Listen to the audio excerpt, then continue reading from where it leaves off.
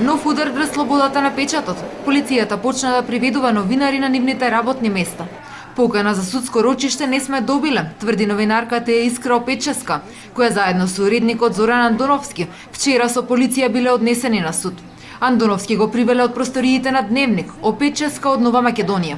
Иако бил објавен демат за напишаното, Васил Пишев, инаку пратеник на владеачката ВМРО ДПМН, решил да тужи, бидејќи во спорниот текст бил наведен како осомничен во случајот Пајажина. За ист текст Опеческа заработила 3 пријави за клевета.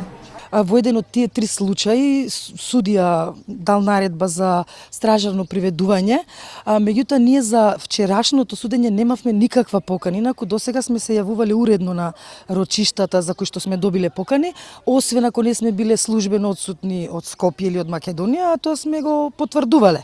А за да биде иронијата уште поголема, приведувањето било за рочиште кое веќе било одложено, објаснува Опеческа.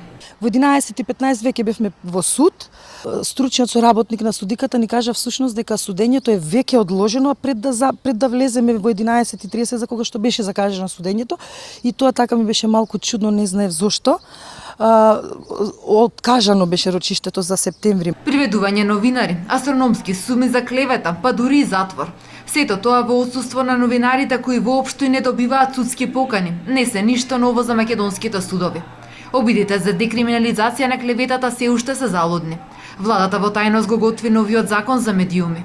Новинарите се револтирани, додека нив ги приведуваат со полиција. Судот со години ги толерира функционерите од власта, кои редовно не се појавуваат на рочиштата.